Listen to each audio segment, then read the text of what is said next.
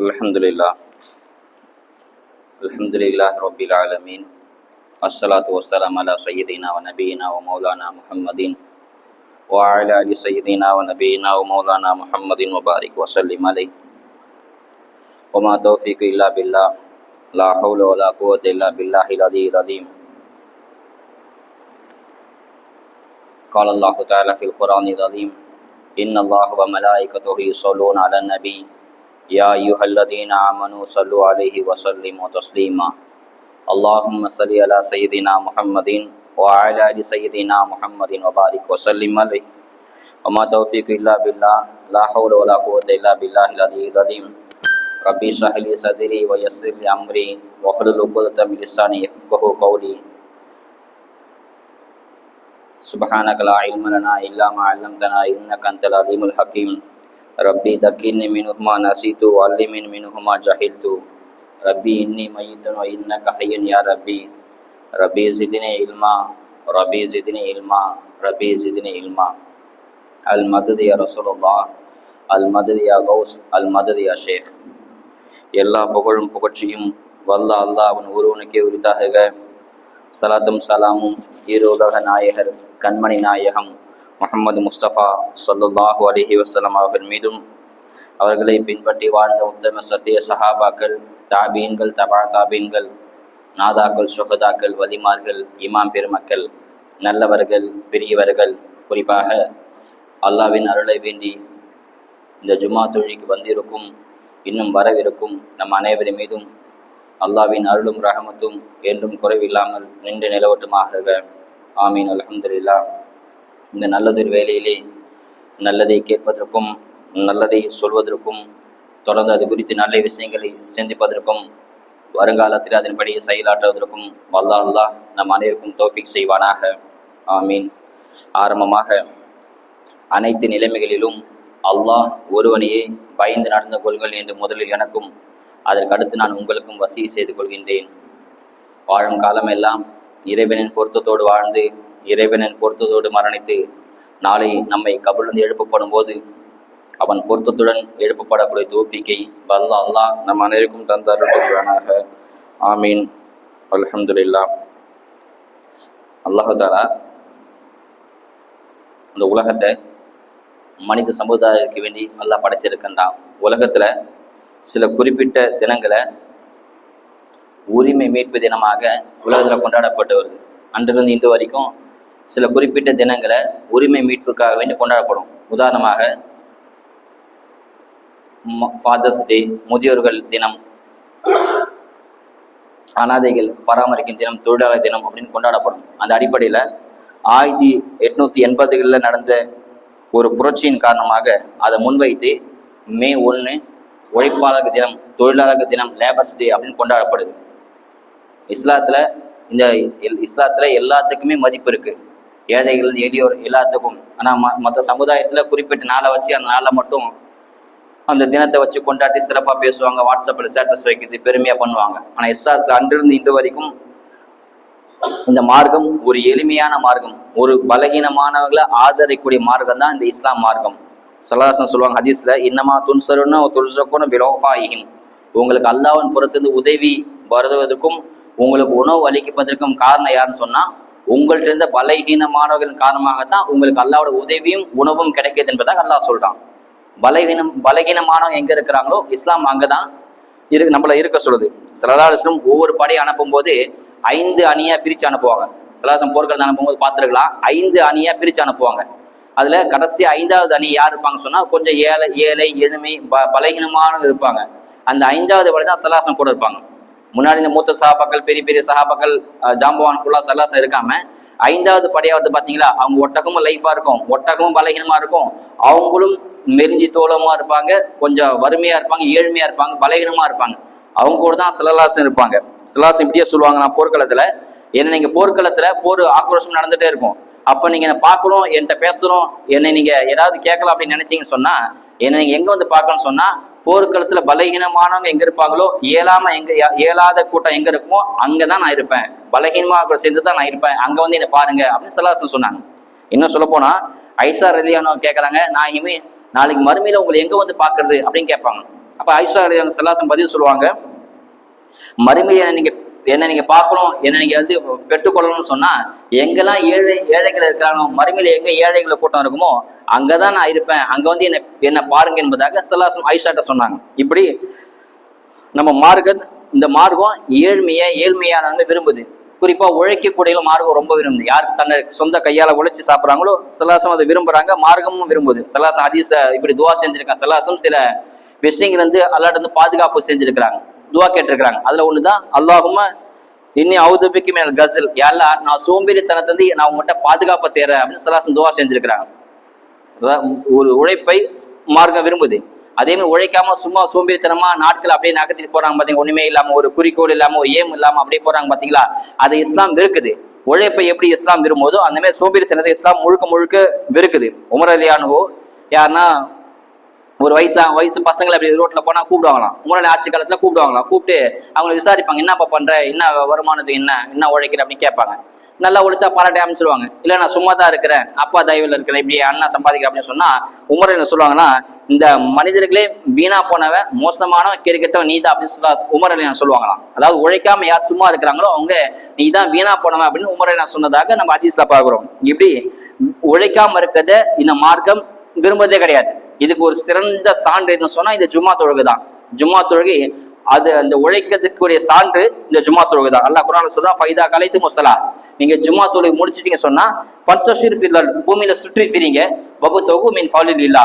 அந்த ஜும்மா சூரா அழகா சொல்றான், நீங்க ஜும்மா தொழுகை முடிச்சின்னு சொன்னா பந்தஷிர் ஃபில் பூமியில சுற்றி திரிங்க, வபுதகு மின் ஃபலிலில்லா, அல்லாஹ் உங்களுக்கு கொடுத்த அருளை நீங்க தேடி பெற்றுக்குங்க என்பதாக அல்லாஹ் குர்ஆன்ல சொல்றான். இந்த ஆயத்து அடிப்படையில தான் சில முன்னோர்கள் சொல்லுவாங்களாம், ஜும்மா தொழுகை முடிஞ்ச உடனே வீட்டுக்கு போக மாட்டாங்களாம். நம்ம என்ன பண்ணுவோம், ஜும்மா தொழுகை முடிஞ்ச உடனே வீட்டுல என்ன ஸ்பெஷலா செஞ்சு வச்சிருப்பாங்க, நேரா சாப்பிட போவோம். ஆனா இமாம்கள் முன்னோர்கள் என்ன பண்ணாங்க சொன்னா, இந்த ஆயத்து அடிப்படையில ஜும்மா தொழுகை முடிஞ்ச உடனே நேரா பஜாருக்கு போவாங்களாம், ஒரு பேரிச்சம்பழத்தையாச்சும் வித்துட்டு தான் போவாங்களாம். அதாவது அது மூலியம் பறக்கத்து கிடைக்கும் அப்படின்னு சொல்லி ஒரு தீனாரை வித்த பிறகுதான் ஜும்மா தொழுகை முடிச்சுட்டு பஜாருக்கு போய் ஏதாவது ஒரு வியாபாரம் பண்ணி முடிச்சுதான் வீட்டுக்கு போவாங்களாம். ஏன்னா இந்த ஆயத்துக்கு அமல் செஞ்ச மாதிரி ஆயிடுச்சு, அந்த ஒரு காசுல அந்த ஒரு தீனால அல்ல பறக்கத்து என்பதாக இப்படி வியாபாரம் செஞ்சுட்டு போவாங்க என்பதாக வரலாற்றுல நம்ம பாக்குறோம். இது ஒரு இந்த மார்க்கம் முழுக்க முழுக்க உலகமே கதி அப்படின்னு சொல்லல, உலகத்துலதான் ஃபுல்லா உலகத்திலேயே மூழ்கிறீங்க அப்படின்னு ஒரு மார்க்கம் சொல்லல. அதே மாதிரி மறுமையே கதி, மறுமையை சார்ந்துதான் வாழணும், உலகத்தை நீங்க நினைக்க கூடாது அப்படின்னு சொல்லல. இப்போ ஜும்மா பாயெல்லாம் நம்ம பேசுறோம், மறுமை பத்தி பேசுறோம், சொர்க்கம் நரகம் பத்தி பேசுறோம், நபியை பத்தி பேசுறோம். இதெல்லாம் ஆக்ரோஷமா கேட்டுட்டு நீங்க போய் நேரா போய் அல்லாஹ்ட்ட போய் உட்காந்துங்க, திக்ர்ல இருங்க, மனைவி கண்டுக்காதீங்க, பிள்ளையை கண்டுக்காது, உழைக்காதீங்க அப்படின்னு மார்க்கம் சொல்லல. இதெல்லாம் சொல்லிட்டு குர்ஆன்ல அல்லாஹ் சொல்றான், பந்தஷிரு ஃபில் அர்த், பூமியில சிட்டி திரிங்க, வபுதகு மின் ஃபலிலில்லா, அல்லாஹ்வுடைய அருளை தேடிக்கிங்க அப்படின்னு அல்லாஹ் சொல்றான். அதாவது இவ்வளவும் ஜும்மால பயான்ல உட்கார்ந்து கேட்டுட்டு நீங்க நேரா உலகத்துக்குள்ள போய் சம்பாதிங்கன்னு அல்லாஹ் சொல்றானே தவிர முழுக்க முழுக்க என்ன திக்ர் செஞ்சு எங்கிட்டே இருங்க, எங்க நீ போக வேணாம், அல்லாஹ் பள்ளியாசிலே இருங்க அப்படின்னு அல்லாஹ் சொல்லவே கிடையாது. இப்படி மார்க்கம் இது விரும்பதே கிடையாது. ஒரு ஃபேமஸான ஹதீஸ் நம்ம கேள்விப்பட்டிருப்போம், உமர் ரலியல்லாஹு காலத்துல யாராவது ஹஜ்ஜிக்கு வந்தாங்க சொன்னா அப்படியே ஹஜ்ஜிலே அப்படியே இருந்துப்பாங்களாம். அதாவது ஹஜ்ஜு முடிஞ்சு வீட்டுக்கு போக மாட்டாங்க, ஹஜ்ஜில காபாவலி மதீனாவில அப்படியே இருந்துகிட்டு அல்லாஹ்ல திக்ர் செஞ்சு உட்கார்ந்து இருப்பாங்களாம். இதை பார்த்த உமர் ரலியல்லாஹு ஹதீஸ்ல வந்து சஹீஹான ஹதீஸ், உமர் ரலியல்லாஹு துண்டை எடுத்து, ஒரு ஹதீஸ் ஒரு ரிவாயத்துல குச்சின்னு வருது, ஒரு ரிவாயத்துல துண்டுன்னு வருது, அந்த துண்டை அப்படியே சுருட்டி அடிப்பாங்களாம். அடிச்சு ஏன் இங்க உட்கார்ந்து இருக்கிற, போ சம்பாதி, போய் உழைச்சு சாப்பிடு அப்படின்னு சொல்லி அடிச்சு அனுப்புவாங்க ஹதீஸ்ல வருது. அப்பதான் இந்த வார்த்தையை சொன்னாங்க உமர் ரலியல்லாஹு, இன்ன சம வானமும் சரி பூமியும் சரி தங்க மழை வெள்ளி மழை பொழியாது, நீ உழைச்சாதான் காசு, போய் பூமியில போய் உழைச்சு சாப்பிடுன்னு சொல்லி அனுப்புவாங்களாம். ஏன் நீ பள்ளியாசல உட்காந்து அல்லா அல்லான்னு சொல்லிட்டு இருந்தாரு, அல்லா தரமாட்டானா அப்படின்னா அல்லா தருவான் தான், ஆனா உழைக்கிறதுக்கு ஒரு காரணம் அல்லா வச்சிருக்கு. உழைக்காம சாப்பிட அல்லா விரும்பதே கிடையாது. அத்துவம் தயவுல உட்காந்து சாப்பிட அல்லா விரும்பல, உழைச்சு சாப்பிடுன்னு தான் சொல்றான். ஹஜ்ஜுக்கு வந்துட்டீங்களா, ஹஜ்ஜி கிரையை முடிச்சிட்டீங்களா, உடனே போங்க பூமியில சிட்டு தெரியும். அதுதான் அல்லா ஜும்மா சொல்றான், பூமியில சிட்டு தெரியுங்க, அல்லா அல்லான்னு உட்காந்துக்கிறதும் தப்பு, முழுக்க முழுக்க அல்லா தருவான் அப்படின்னு உட்காந்துக்கு தப்பு. அல்லாவே தந்துட்டான்னு சொன்னா நம்ம சோம்பேறி ஆயிடும் இல்லையா. அதான் அல்லாஹ் சொல்றான், நீங்க உழைச்சு சாப்பிடுங்க அப்படின்னு அல்லாஹ் சொல்றான். அதுதான் அல்லாஹ் தொழுங்க, எப்படி தொழுக ஒரு இபாதத்தும் உழைக்கிறதும் நம்ம சொந்த கையில உழைச்சு சாப்பிடுறது இபாதத்து தான். ஒரு சஹாபி கலவை வேலை செஞ்சுட்டு இருக்காரு, சுண்ணாம கலந்துட்டு இருக்கிறார். அப்ப ஸல்லல்லாஹு வந்து அந்த சஹாபி முசாஃபா பண்றாங்க, அவர் கையை பின்னாடி வச்சுக்கிட்டாரு, அதை மறைக்கிறார், ஏன்னா கை ஃபுல்லா சுண்ணாம்பா இருக்கு இல்லையா, மறைக்கிறாரு. அப்ப ஸல்லல்லாஹு அந்த கை இழுத்து பிடிச்சி கையில முத்தம் கொடுக்குறாங்களாம். அந்த சுண்ணாம்பு கையில முத்தம் கொடுத்து ஸல்லல்லாஹு சொல்றாங்களா, அல் காசிபு ஹபீபுல்லா, உழைப்பாளிகள் அல்லாஹ் யார் உழைக்கிறாங்களோ அவர் அல்லாஹ்தால விரும்புறான் அப்படின்னு ஸல்லல்லாஹு சொன்னாங்க. இன்னும் சொல்றாங்க, இன்னல்லாஹ யுஹிப்புல் முஃமினன் முகத்தரிப்பா, யார் முஃமினா இருந்து யார் உழைக்கிறாங்களோ அவர் அல்லாஹ் தஆலா விரும்புறான் என்பதாக ஸல்லல்லாஹு சொன்னாங்க. அதாவது உழைக்கக்கூடிய முஃமினை அல்லாஹ் விரும்புறான் அப்படின்னு ஸல்லல்லாஹு சொன்னாங்க. தொழுகையாலே நோன்பு வைக்கணும், ஜகாத் வைக்கணும் ஸல்லல்லாஹு சொல்லல. உழைக்கணும், கையை பிடிச்சு முத்தம் கொடுத்தாங்க, ஹதீஸ்ல வருது. அது சொல்றாங்க, நீ யார் உழைக்கிறாங்களோ அவனை அல்லாஹ் விரும்புறான் ஸல்லல்லாஹு சொல்றாங்க. மரியம் அலைஹிஸ்ஸலாம் பத்தி நமக்கு தெரியும் இல்லையா? உதாரணத்துக்கு சொன்னது மரியம் அலைஹிஸ்ஸலாம் கர்ப்பமா இருக்கிறாங்க. ஒரு செகண்ட் அல்லாஹ் தஆலா ஜிப்ரீல் அனுப்புறான், அமைச்சு ஜிப்ரீல் அலைஹிஸ்ஸலாம் ஊதுறாங்க, கர்ப்பம் தெரிச்சிட்டாங்க. அப்ப குழந்தை பிறக்கிற சமயம், அப்ப குழந்தை பிறக்கும் போது அவங்க கர்ப்ப வலி துடிக்கிறாங்க. பொதுவாகவே பசி அதிகமா இருக்கும். ஆனா கர்ப்ப காலத்துல 2 உயிர் சொல்லுவாங்க இல்லையா, ரொம்ப பசி, கடுமையான பசி. அப்ப பசியில துடிக்கிறாங்க, ஒரு பக்கம் பிரசவ வேதனை வேற. இது அல்லாஹ் குர்ஆன்ல சொல்லி காட்டான். அப்ப அல்லாஹ் தஆலா சொல்றான், ஹுதி இலைக்க, அதாவது ஒரு பேரிச்சம்பழ மரத்தை காமிச்சு இந்த பேரிச்சம்பழ மரத்தை உழுக்கு மரியம் அப்படின்னு சொல்றான். அல்லாஹ் நினைச்சிருந்தா நேரம் மடியில கொண்டு பேரிச்சம்பழத்தை கொடுத்துருக்கலாம் இல்லையா? இதே மரியமுக்கு தான் சிறுபிரயாணத்தில் இருக்கும் போது ஜக்கரியா அலைஹிஸ்ஸலாம் பராமரிப்பு வளர்றாங்க. அப்ப பைத்துல் முகத்தஸ்ல ஏத்திகாஃப் இருக்கிறாங்க. அப்ப ஏத்திகாஃப் இருக்கும் போது பழங்கள்லாம் மரியம் அலைஹிஸ்ஸலாம் பழங்கள், புதுப்பிடு பழங்கள்லாம் சீசன்ல இல்லாத பழங்கள்லாம் முன்னாடி இருக்குது. அப்ப ஜக்கரியா நம்பி பராமரிப்பு தான் மரியம் இருக்கிறாங்க. அப்ப ஜக்கரியா வந்து கேட்கறாங்க, அண்ணா லக்கி ஹாதா, இந்த பழங்கள்லாம் யாரு கொடுத்தான்னு கேட்கறாங்க. அவங்க பராமரிப்பு வந்து அவங்க தான் உணவு கொடுக்கலாம், ஆனா நான் கொடுக்கவே இல்லை, யார் கொடுத்தா அப்படின்னு மரியம் அலைஹிஸ்ஸலாம் மட்டும் ஜக்கரியா நபி கேட்கறாங்க. இப்ப மரியம் அலைஹிஸ்ஸலாம் சொன்னதை குர்ஆன் அல்லாஹ் சொல்றான், ஹுவ மின் இந்தில்லாஹ், இது அல்லாஹ் எனக்கு கொடுத்த ரிஸ்க் அப்படின்னு சொல்றான். அப்படி அல்லாஹ் தஆலா மரியம் அலைஹிஸ்ஸலாம் முன்னாடியே கொடுத்துருக்கான், இப்பயும் கொடுத்துருக்கலாம். ஆனா அல்லாஹ் அப்படி கொடுக்கல. கர்ப்பமா இருக்கும்போது எவ்வளவு வேதனை, எவ்வளவு பலகீனமா இருப்பாங்க நம்ம எல்லாத்துக்குமே தெரியும். ஆனா அந்த சமயத்துல அல்லாஹ் குர்ஆன்ல கட்டளைதான் ஹுசி இலைக்க, மரியமே அந்த மரத்தை பிடிச்சி உழுக்க, துசாக்கித் அலைக்க ருத்தபன் ஜனியா, பேரிச்சம்பழம் உதிரும்.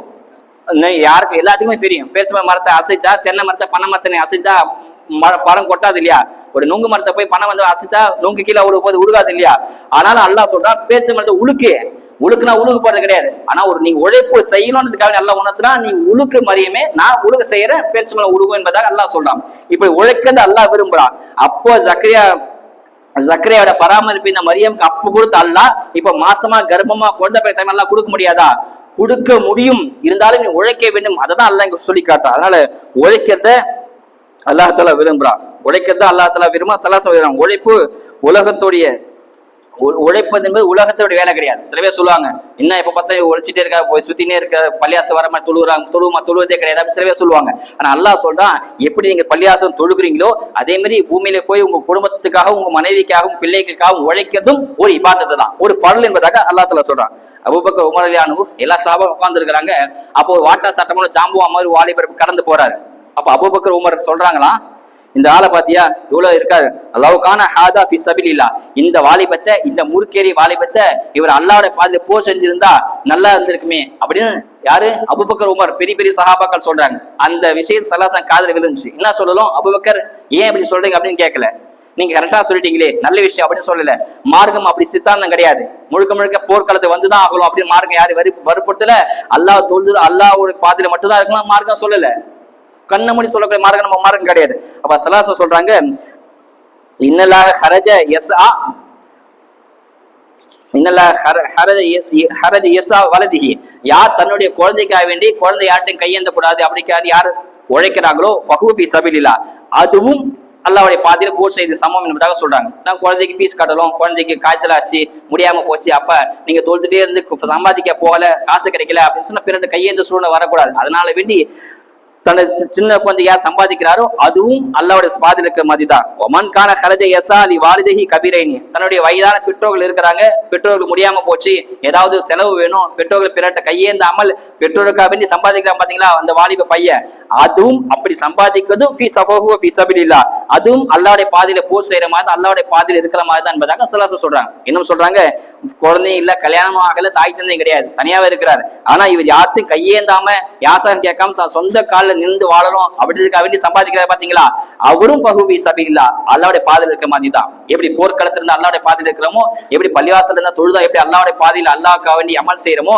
அதே மாதிரி தான் நீங்க குடும்பத்துக்காகவும் தாய் தந்தைக்காகவும் உங்க குழந்தைக்காகவும் தனக்காகவும் யார்ட்டையும் பிச்சை யாசகம் கேட்க கூடாது, தான் கையை நம்பி பிறர் கையை நம்பி வாழக்கூடாதுன்னு சொல்லி யார் உழைக்கிறாரோ அந்த உழைப்பும் ஃபஹு ஃபீ ஸபிலில்லாஹ், அல்லாஹ்வுடைய பாதையில போர் செய்யறதுக்கு அல்லாஹ்வுடைய பாதையில இருக்கிற மாதிரி தான் என்பதாக ஸல்லல்லாஹு சொல்றாங்க. ஆக சில பேர் சொல்ற மாதிரி தொழுதா மட்டும் போதும், உழைக்க கூடாது அப்படின்னு சொல்லவே அது இந்த சித்தாந்த மார்க்கத்துல கிடையவே கிடையாது. எப்படி எல்லா இது ஒரு ஃபால் தான். ஸல்லல்லாஹு சொல்றாங்க, அஸாயி அலா அஹ்லிஹி கல் முஜாஹிதி ஃபீ ஸபிலில்லாஹ், யார் தன்னுடைய குடும்பத்துக்காக உழைக்கிறாரோ தன்னுடைய குடும்பத்துக்காக வேண்டி குடும்பம் யார்கிட்ட கையேந்த கூடாது, குடும்பத்தை கஷ்ட நஷ்டக்காக யாரும் அழுகக்கூடாது, உடஞ்சி போகக்கூடாதுக்காக வேண்டி யார் குடும்பத்துக்காக வேண்டி இரவு பகலா மழையும் வெயிலும் பொருட்படுத்தாமல் யார் உழைக்கிறாரோ கல் முஜாஹிது ஃபீ சபீலில்லாஹ், போர்க்களத்துல வாளேந்தி போர் செய்யறாரு இல்லையா, அதுக்கு சமம் என்பதாக ஸல்லல்லாஹு சொல்றாங்க. அதனால உழைக்கிறதும் ஒரு இபாதத் தான். அடுத்தவரை நம்பி வாழ்ந்தா சில பேர் அடுத்தவரை நம்பி வாழ்வாங்க இல்லையா, அடுத்த நம்ம அப்பா பார்த்துப்பாரு, நம்ம அண்ணன் பார்த்துப்பான், நம்ம வீட்டுல மாமியார் விட்ட தந்துருவாங்க, அப்படி அடுத்த நம்பி வாழ்றது மல்ஊனுன், அல்லாஹ்வால் சபிக்கப்பட்ட மனிதன் என்பதாக ஸல்லல்லாஹு சொல்றாங்க. அடுத்த நம்பி வாழக்கூடாது. நம்ம தேவை நம்மளே பார்த்துக்கணும். நம்ம அப்பா பார்த்துப்பாரு, நம்ம தம்பி அண்ணன் பார்த்துப்பான், நம்ம மனைவி வீட்டை கொடுப்பாங்க அப்படின்னு யாரு அடுத்தவன் நம்பி வாழ்றாங்களோ, அடுத்தவரை காசு மேல ஆசைப்படுறாங்களோ மல்ஊனுன், அல்லாஹ்வால் சபிக்கப்பட்ட மனிதர் என்பதாக ஸல்லல்லாஹு சொல்றாங்க. அதனால ஸல்லல்லாஹு அலைஹி வஸல்லம் நேர்மை உழைக்கணும் தான், அதுக்கு ஹராமான வழியில போகக்கூடாது, நேர்மையான வழியில உழைக்கலாம். அதுதான் ஸல்லல்லாஹு அலைஹி வஸல்லம் சொல்றாங்க. அத்தாஜிரு சதுகுல் அமீன், யார் ஒரு நேர்மையான வியாபாரியா இருக்கிறாரோ மஅ நபியின வ சுஹதாய் வ சித்திகீன், யார் நேர்மையான வியாபாரம் உலகத்துல செய்யறாரோ அவர் நாளைக்கு மறுமையில யார் கூட இருப்பான்னு சொன்னா மா நபியின, நபிமால் கூட இருப்பாரு, வ சுஹதாய் ஷஹீதுகள் கூட இருப்பாரு, வ சித்திகீன் இன்னும் உண்மையாளர் கூட இருப்பாரு. நேர்மையார் உலகத்துல வியாபாரம் செஞ்சு ஹலாலா சம்பாதிக்கிறாங்களோ அவங்க நபிமால கூடயும் ஷஹீது கூடயும் சித்திகன் கூடயும் நாளைக்கு மறுமையில உண்டா இருப்பார் என்பதாக ஸல்லல்லாஹு சொல்றாங்க. உலகத்துல முதல் தொழில் எதுன்னு சொன்னா விவசாயம் தான். ஆதம் அலைஹிஸ்ஸலாத்து வஸ்ஸலாம் சொர்க்கத்துல இருந்தாங்க, அந்த கனியை போக வேணாம், மரத்துக்கிட்ட நெருங்க வேணாம் அல்லாஹ் தஆலா சொன்னாங்க. ஆனா அல்லாஹ் தஆலா சொல்லி இருக்கும் அந்த மரத்தை நெருங்கினாங்க, பூமியில இறக்கப்பட்டாங்க. அதுக்கப்புறம் தான் பூமியில வந்ததுக்கு அப்புறம் தான் பசின்னு ஒண்ணு வந்துச்சு. அதுக்கு முன்னாடி பசியே கிடையாது, சொர்க்கத்துல எல்லாமே கிடைச்சிச்சு இல்லையா. பசி வந்ததுக்கு அப்புறம் தான் என்ன செய்யணும் தெரியாம கையை பேசி இருந்தாங்க ஆதம் அலைஹிஸ்ஸலாம். அப்ப அல்லாஹ் தஆலா மீகாயில் அலைஹிஸ்ஸலாம் அனுப்புறான். மீகாயில் அலைஹிஸ்ஸலாம் கோதுமை விட்டு கொண்டு வந்து ஆதம்கிட்ட கொடுத்து, ஆதமே இந்த நிலத்துல பயிர் செஞ்சு ஊழ்ந்து இந்த கோதுமை விவசாயம் செய், இதுதான் உங்களுக்கும் சாப்பாடு, உங்க சந்ததிக்கும் இதுதான் சாப்பாடு என்பதாக மீகாயில் அலைஹிஸ்ஸலாம் கத்து தந்துட்டு போறாங்க. அப்ப முதல் தொழில் இந்த விவசாயம் தான், உலகத்துல முதல் தொழில் விவசாயம் தான். அதே மாதிரி எல்லா நபி விவசாயம் செஞ்சு எல்லா நபியும் ஆடு மேய்ச்சிருக்காங்க. ஸல்லல்லாஹு சொன்னாங்க உலகத்தை அனுப்பப்பட்ட எந்த நபியும் ஆடு மேய்க்காம இல்லையா, எல்லா நபியும் ஆடு மேய்ச்சிருக்கிறாங்க, எல்லா நபியும் வேலை செஞ்சிருக்கிறாங்க. தாவூத் அலைஹிஸ்ஸலாம் வேலை செஞ்சாங்க, இஸ்மாயில் அலைஹிஸ்ஸலாம் வேலை செஞ்சாங்க, எல்லா நபியும் உலகத்துல வேலை செஞ்சுதான் வாழ்ந்தாங்க என்பதாக நம்ம வரலாற்றுல பாக்குறோம். நல்லா சம்பாதிக்கலாம், அல்லாஹ் தஆலா சொல்றான் சம்பாதிக்கலாம், லிமிட்டே கிடையாது. ஒருத்தர் இவ்வளவு சம்பாதிச்சா போதும், குடும்பம் செட்டில் ஆயிடுச்சு, வீடு வாங்கிட்டு நிலம் வாங்கிட்டோம் அப்படி லிமிட் கிடையாது. நம்ம சம்பாதிச்சமே போதும் அப்படின்னு மார்க்கம் சொல்லவே கிடையாது. எந்த இடத்துல மார்க்கம் இந்த அளவுக்கு சம்பாதிச்சா நீங்க போதும், இதுக்கு மேல சம்பாதிக்க தேவையில்ல, அல்லாஹ்வுடைய பாதையில போயிடுங்க அப்படின்னு சொன்னதே கிடையாது.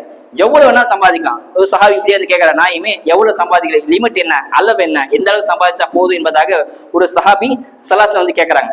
ஸல்லல்லாஹு சொல்றாங்க லிமிட் கிடையாதுப்பா, அளவு கிடையாது, எவ்வளவு வேணா சம்பாதிச்சுக்க, ஹலாலான முறையில எவ்வளவு வேணா சம்பாதிச்சுக்க, ஒரே ஒரு கோரிக்கை தான், ஒரே ஒரு நிபந்தனை என்னன்னு சொன்னா உங்க சம்பாதிக்க அளவு ஜக்காத்து பணம் கடமையா ஜக்காத்தை கொடுக்கணும். எவ்வளவு வேணா சம்பாதிச்சுக்கலாம், நான் ஜக்காத்து கடமையாச்சா ஜக்காத்து கொடுக்கலாம், அது மட்டும் தானே தவிர நீங்க சம்பாதி லிமிட் கிடையாது, எவ்வளவு வேணா சம்பாதிக்கலாம் ஸல்லல்லாஹு சொல்றாங்க. எல்லா உலகத்தை வாழ்ந்த சஹாபாக்கள்ல பெரும்பெரும் சஹாபாக்கள் இருந்தாங்களே, சாத் இப்னு அபீ வக்காஸ் இருந்தாங்க, அப்துர் ரஹ்மான் அவுஃப் மிகப்பெரிய செல்வந்தர்கள், தங்க கட்டியை அறுத்து எடுத்தாங்க, படிக்கட்டு ஃபுல்லா தங்க கட்டியை அறுத்து எடுத்தாங்க. அப்துர் ரஹ்மான் அவுஃப் பெரிய பணக்காரங்க, உஸ்மான் கனி பெரிய செல்வந்தரா இருந்தாங்க, எல்லா பணக்காரா இருந்தாங்க, அதுக்கு தகுந்த அமலும் செஞ்சாங்க, ஹலாலா சம்பாதிச்சு ஹலாலா செலவு செஞ்சாங்க. இன்னும் நான்கு இமாம்கள், அபு ஷாஃபி ஹம்பலி இமாம், நான்கு இமாம் சொல்லும் அபு ஹனீஃபா, ஷாஃபி ரஹ்மத்துல்லாஹி, அஹ்மத் இப்னு ஹம்பல் ரஹ்மத்துல்லாஹி, மாலிக் ரஹ்மத்துல்லாஹி, நான்கு இமாம்களும் பெரிய வியாபாரியா தான் இருந்தாங்க. தீன மட்டுமே சார்ந்து இருக்கல, நம்ம வியாபாரம் மட்டுமே சார்ந்து இல்லாம அபூ ஹனீஃபா ரஹ்மத்துல்லாஹி சொல்றாங்க மிகப்பெரிய செல்வந்தர், அந்த காலத்திலே லட்சக்கணக்கில் டர்ன் ஓவர் பண்ணாங்களாம், பெரிய வணிகர், பெரிய வியாபாரியா இருந்தாங்க. எந்த போதிலும் இஸ்லாத்துக்காக வேண்டி நூல் எழுதுறாங்க, மார்க்க சட்டத்தை பரப்புனாங்க, மார்க்கத்துக்காக வேண்டி நூல் எல்லாமே செஞ்சாங்க. இருந்தாலும் வணிகம் வியாபாரம் செஞ்சாங்க. இப்படி வியாபாரம் செய்யாம எந்த இமாமும் கிடையாது, எல்லா இமாமும் வியாபாரம் செஞ்சாங்க, தீனுக்காகவே அர்ப்பணம் செஞ்சாங்க. நம்ம பிறர் கையை எதிர்பார்த்து இமாம்கள் வாழல, இமாம்கள் சட்டமேதை தொகுத்தாங்களே அப்படியே இருந்தாலும் அப்படியே இல்லை, பிற கை எதிர்பாராம தங்களே வியாபாரம் செஞ்சு வாழ்ந்தாங்க. ஆனா இந்த காலத்து சூழ்நிலை இமாம்கள் வேலை செஞ்சாலே அது குத்தமா போச்சு. ஒரு இமாம் வீடு கட்டினான போதும், இப்படி வீடு கட்டிட்டாரா, இவ்வளவு பைக் வாங்கிட்டாரா அப்படின்ற மாதிரி ஆகி போச்சு. ஆனா அந்த காலத்து இமாம்கள் வியாபாரமும் செஞ்சாங்க, தீன்லயும் சேவை செஞ்சு வாழ்ந்தாங்க. எந்த விஷயத்தை செஞ்சா அழகா செய்யணும், ஹலாலா செய்யணும், அதுதான் ஸல்லல்லாஹு சொல்றாங்க. எந்த வியாபாரம், அதாவது எவ்வளவு வியாபாரம் செய்யலாம், ஆனா ஹலாலா செய்யணும், அழகா செய்யணும். ஒரு மசூரா நடக்குது, தொழுகையில எப்படி அடைக்கலாம் அப்படின்னு சொல்லி ஒரு சில சொல்றாங்க நெருப்பு மூட்டலாம், சில மேல தட்டலாம் அப்படின்னு. சில மசூராக்கள் முடிவு இல்லாமல் இரவெல்லாம் தூங்க போயிட்டாங்க. ஒரு சஹாபி கனவுல கனவு வருது, அந்த கனவுல மலக்கு சொல்லி தராங்க, பாங்குடைய வாசகத்தை சொல்லி தராங்க. இந்த மாதிரி பாங்கு சொல்லுங்க அப்படின்னு சொல்லி தராங்க. அந்த சஹாபி அப்துல் ரஹ்மான் இப்னு ஸைத் அப்துல்லா இப்னு ஸைத் ரலியல்லாஹு அந்த வாசகத்தை கேட்டு ஃபஜ்ர் டைம் ஓடி வர, நான் இப்படி ஒரு வாசகத்தை கேட்டேன், அல்லாஹ் தஆலா எனக்கு ஒரு அறிவிப்பு செஞ்ச அப்படின்னு சொன்ன உடனே எல்லாம் அந்த சஹாபி வந்து அன்சாரி சஹாபி நினைச்சாங்களா, இந்த பாங்க நம்ம சொன்னா நல்லா இருக்கும் அப்படின்னு நினைச்சாங்க. ஆனா ஸல்லல்லாஹு அலைஹி வஸல்லம் சொன்னாங்களா, இந்த வாசகத்தை பிலாலுக்கு கத்துத்தாங்க, அவர் தான் இருக்கிறதுலே அழகான நல்ல வலிமையா சத்தமா சொல்லக்கூடிய நபர், அவருக்கு கத்துத்தாங்க என்பதாக சொன்னாங்க. அன்சாரி சாபி இல்லாமல் ஒரு பிலால் பாங்கு சொன்னாங்க. ஏன் சொல்லணும்னு சொன்னா, எந்த விஷயம் செஞ்சாலும் அழகா செய்யணும், உழைக்கலாம். உழைப்பாம இருக்கு, உழைக்கத்தான் அல்லாஹ் விரும்பலாம், சோம்பேறித்தனத்தை விரும்பல. உழைக்கிறதுக்கு சில கண்டிஷன், 7 முறையில 7 வரிமையில ஸல்லல்லாஹு கத்துத்தாங்க. யார் 7 வரிமையில சம்பாதிக்கிறாங்களோ அல்லாஹ் தஆலா அவங்க பரக்கத்தை தருவான் என்பதாக ஹதீஸ்ல பார்க்கிறோம். முதலாவது, பொய் பேசாம வியாபாரம் செய்யணும். எந்த பொருள் செஞ்சா பொய் பேசக்கூடாது, இதுதான் இருக்கிறதே காஸ்ட்லியான பொருள், எங்கேயுமே கிடைக்காது அப்படின்னு பொய் பேசக்கூடாது. பொய் பேசாம வியாபாரம் செய்யணும், முதல் விஷயம். ரெண்டாவது, அமானிதமா ஏதாவது சொன்னா அந்த அமானித மோசடி செய்யாம வியாபாரம் செய்யணும். மூணாவது, வாக்குறுதி மாற்றம் தரக்கூடாது. இது இந்த 3 வருஷம் கேரண்டியா 3 வருஷம் கேரண்டியா இருக்கும், வாக்குறுதி மாற்றம் செய்யாமல் வியாபாரம் செய்யணும். நாலாவது, எந்த குறையும் சொல்லக்கூடாது, அவர்கிட்ட வாங்கினாலும் சரி இருக்காதுங்க, நல்லா இருக்கு, மோசமான பொருள், மட்டமான பொருள், பழசு அப்படின்னு சொல்லி குறை சொல்லாம வியாபாரம் பண்ணலாம். ஐந்தாவது, விற்ற அதிக வரவு கலந்து புகழக்கூடாது. இது ரொம்ப இந்த மாதிரி எந்த ஐட்டமும் இல்லை, பெரிய ரொம்ப காஸ்ட்லியான ஐட்டம் உங்களுக்கா சீப்பா தர அப்படின்னு சொல்லி வரம்பு கலந்து புகழாம வைக்கிறோம். ஆறாவது, கடனை நீட்டக்கூடாது. நம்ம யாரும் கடன் தரலாம் உடனே கடனை கொடுத்துடலாம், நீட்டக்கூடாது, தாமதிக்க கூடாது. அந்த மாதிரி ஏழாவது நான் சொன்னா, உங்களுக்கு யாராவது கடன் தேவை நீச்சுன்னு சொன்னா அவகாசம் கொடுக்கலாம், உடனே கொடுத்துடும், கொடுத்துதான் ஆகலாம் அப்படின்னு சொல்லி அவங்க கருத்தை நிறுத்தக்கூடாது. இந்த மாதிரி 7 விஷயத்துல நீங்க வியாபாரம் செஞ்சா அல்லாஹ் உங்க செல்வத்துல வியாபாரத்தை பறக்க தருவான் என்பதாக சொல்றாங்க. உழைக்கிறது மிகப்பெரிய இபாதத். ஏன்னு சொன்னா, தலபுல் கஸ்ரில் ஹலாலி ஃபரிலத்தும் பாத ஃபரிலா ஸல்லல்லாஹு சொல்றாங்க, யார் வியாபாரம் உழைக்கிறாங்களோ அது எந்த அளவுக்கு சொன்னா, எப்படி தொழுக ஒரு இபாதத்தோ, எப்படி தொழுக ஒரு ஃபர்லோ, நோன்பு ஒரு ஃபர்லோ, அதே மாதிரி ஃபர்லுக்கு பிறகு ஒரு ஃபர்லு தான் இந்த வியாபாரம் என்றாக ஸல்லல்லாஹு சொல்றாங்க. ஃபரிலத்தும் பாத ஃபரிலா, ஒரு ஃபர்ல நிறைவேற்றின பிறகு வியாபாரம் செய்யறது என்பது ஃபர்லுக்கு பிறகு அடுத்த ஒரு வாஜிபான கட்டாய கடமை என்பதாக ஸல்லல்லாஹு சொல்றாங்க. அதனால உழைப்பதை ஸல்லல்லாஹு விரும்புறாங்க. இன்னும் ஸல்லல்லாஹு சொல்றாங்க, மன் அகல அஹதுன் துஆமன், யார் ஒருத்தர் சாப்பிடுறாரு, கத்துன் ஹைர மின் ஐ யஅகுல மின் அமலி யதிஹி, தன்னுடைய சொந்த கையால உழைச்சி யார் சாப்பிடுறாரோ அதுதான் வருமானத்தில் சிறந்த வருமானம், சிறந்த சாப்பாடு என்பதாக ஸல்லல்லாஹு சொல்றாங்க. எவ்வளவுதான் கோடியா நம்ம ஆபீஸ்ல போய் வேலை செஞ்சு கை நீட்டி சம்பளம் வாங்கினாலும் நீங்க சொந்தமா தொழில் வச்சு ஓனா வியாபாரம் செய்யறது அதை விட சிறந்தது. நீங்க மத்தவங்கிட்ட வேலை செஞ்சு காசு வாங்கி பிரியாணி சாப்பிட்றத விட உன் சொந்த கையால உழைச்சி பழைய கஞ்சி குடிக்கிறது சிறந்தது என்பதாக ஸல்லல்லாஹு சொல்றாங்க. அதனால சொந்த உழைக்கிறது அல்லாஹ்வும் விரும்புறான், ஸல்லல்லாஹு விரும்புறாங்க. ஸல்லல்லாஹு சொல்றாங்க, ஃபைன நபியல்லாஹி தாவூது கான யாக்குலு மின் அமலி யதிஹி, தாவூது இத சொல்லிட்டு ஸல்லல்லாஹு பின்னாடி சொல்றாங்க, தாவூது நபி இருந்தாரு, அவர் தான் கையால உழைச்சி சாப்பிட்டாரு என்பதாக ஸல்லல்லாஹு அடிக்கடி சொல்லுவாங்களாம். தாவூத் அலைஹிஸ் ஸலாம் ஆட்சி செஞ்சாங்க, அரசாட்சி செஞ்சாங்க, பெரிய நபியா இருந்தாங்க, நபியே இருந்தும் ஆட்சி செஞ்சு வந்தாங்க. தாவூத் அலைஹிஸ் ஸலாம் அவங்களுக்கு ஒரு ஆசையா அடிக்கடி மக்கள்கிட்ட போய் கேட்பாங்களாம், என் ஆட்சியில் ஏதாவது குறை இருக்குதா சொல்லுங்க, திருத்திக்கலாம் அப்படின்னு சொல்லி மக்கள்கிட்ட அடிக்கடி போய் கேட்பாங்க. யாருமே மூஞ்சிக்கு முகத்துக்கு நேரம் குறை சொல்ல மாட்டாங்க இல்லையா, அன்று இந்த வரைக்கும் அவர் தான் முகத்துக்கு நேரம் புகழ்வாங்க, பின்னாடி அவன்லாம் இப்படிப்பட்டவன் தெரியுமா பின்னாடி எகழ்வாங்க. அதே மாதிரி தாவூத் இஸ்லாம் முகத்துக்கு நேரம் கேட்கும் போது எல்லாருமே சொன்னாங்களா, தாவூத் நபி நீங்க சிறந்த நபியா இருக்கிறீங்க, சிறந்த ஆட்சி செய்றீங்க, உங்க ஆட்சியில எந்த குறையும் கிடையாது, நல்லா பிரம்மாண்டமா ஆட்சி செய்றீங்க சொல்லி எல்லாரும் புகழ்ந்தாங்க. தாவூத் அலைஹிஸ்ஸலாம் ஒரு நெருடலாவே இருந்துச்சு, ஏதாவது நம்மகிட்ட குறை இருக்குது அதை நம்ம யாரும் சொல்ல மாட்டேங்கிறான்னு சொல்லி இரவு நேரத்துல மாறு வேடம் அணிஞ்சு நகரவலம் வராங்க. அப்போ அல்லாஹ் தஆலா ஜிப்ரீல் அலைஹிஸ்ஸலாம் மனிதர்கள் தோட்டத்து பூமிக்கு எல்லாம் இறக்குறான், அல்லாஹ்வோட ஏற்பாடு இறக்குறான். அதே மாதிரி அந்த மனிதன் வந்து ஸல்லல்லாஹு அந்த தாவூத் அலைஹிஸ்ஸலாம் கேட்கறாங்க, யா ஃபத்தான், வாலிபரே, தாவூது நபி பத்தி உங்களுக்கு தெரியுமா, தாவூது அரசர் இருக்கிறாரு, அவருக்கு ஏதாவது குறை இருக்குதா அப்படின்னு கேட்கறாங்க. யாரு? தாவூது நபி மாறுவேஷம் போட்டு மனித உலகத்துல இருக்க ஜிப்ரீல் அலைஹிஸ்ஸலாம் கேட்கறாங்க, தாவூது பத்தி ஏதாவது குறை இருக்குதா அப்படின்னு. அப்போ அந்த மனித உலகத்துல ஜிப்ரீல் அலைஹிஸ்ஸலாம் சொல்றாங்க, தாவூத் சிறந்த மனுஷன் தான், நல்ல ஆட்சியர், நல்ல நபி, ஆனா ஒரு சின்ன குறை இருக்குது அப்படின்னு சொன்ன உடனே தாவூத் அலைஹிஸ்ஸலாம் ரொம்ப சந்தோஷமாயிடுச்சு. யாருமே நம்மகிட்ட குறை சொல்லலையே, முதல்ல குறை சொல்றாங்கன்னு. அப்ப என்ன குறை அப்படின்னு கேட்ட உடனே அந்த நபர் ஜிப்ரீல் அலைஹிஸ்ஸலாம் சொல்றாங்க, மனித உருவத்தில் ஜிப்ரீல் அலைஹிஸ்ஸலாம் சொல்றாங்க, தாவூத் அலைஹிஸ்ஸலாம் நல்ல ஆட்சி செய்யறாங்க, இருந்தாலும் தன் குடும்பத்துக்கும் தன் தேவைக்கும் பைத்துல் மால்ல இருந்து எடுத்து செலவு செய்யறாங்க, சொந்த பணத்தை செலவு செய்யறதுக்கு இல்லையே, இது ஒரு குறை தான், இதை மட்டும் அவர் சரி செஞ்சான் சொன்னா சிறந்த ஆட்சியர் அப்படின்னு சொன்ன உடனே நேரா தாவூத் அலைஹிஸ்ஸலாம் வந்து மெஹராவில் இருந்து அல்லாஹ்ட்ட அழுது துஆ செய்யறாங்க, யா அல்லாஹ், நான் இத்தனை நாளா பைத்துல் மால்ல இருந்து செலவு செஞ்சுட்டு இருந்தேனே, என்னுடைய கையில உழைக்காம போயிட்டேனே, எனக்கு உழைப்ப கத்துத்தான்னு சொல்லி அழுதுட்டு துஆ செய்யறாங்க. இதெல்லாம் வரலாறு ஹதீஸ்ல வருது. அப்ப அல்லாஹ் தஆலா கத்து தரான், ஒரு இரும்ப உருக்கி போர்க்களத்தை கவசம் செய்யற மாதிரி ஒரு வேலையை எல்லாம் கத்து தரான். உதாரணத்துக்கு மாவு இருக்குன்னு சொன்னா அந்த மாவு முக்கோணம் தட்டினா சமோசா ஆயிடும், ரவுண்டா தட்டினா பரோட்டா. அந்த மாதிரி மாவை நம்ம எப்படி வளைக்கிறோமோ பிசைறோமோ அதே மாதிரி இந்த தாவூத் அலைஹிஸ்ஸலாம் இரும்பு வளைக்கூடிய கலையை எல்லாம் கத்து தந்தான். இரும்பு வளைச்சு கவசம் செய்யறாங்க, அது மூலியமா வரக்கூடிய பணத்தை தன்னுடைய சொந்த தேவைக்கு எடுத்தாங்க. பைத்துல் மால் எடுக்கல. அல்லாஹ் தஆலா சொல்லலாம் இல்லையா, தாவூத் உனக்கு தேவையெல்லாம் வேலை வந்தியா தொழுதியா ஆட்சி செஞ்சா போவோம் அப்படின்னு சொல்லாம அல்லாஹ் தஆலா சொந்த உழைப்பா அல்லாஹ் கத்து தரான். இது நமக்கு உணர வேண்டும். நீங்க வந்து தொழுது சம்பளம் போக வேண்டியது, எதுக்கு தேவையெல்லாம் வேலை செய்ய அல்லாஹ் கேட்கவே கிடையாது. அல்லாஹ் தஆலா உழைப்ப கத்து தரான், சொந்த கையில உழைச்சி சாப்பிடுறாங்க. அதுதான் அல்லாஹ் விரும்புறான், நபி ஸல்லல்லாஹு அலைஹி வஸல்லம் அதுதான் விரும்பினாங்க.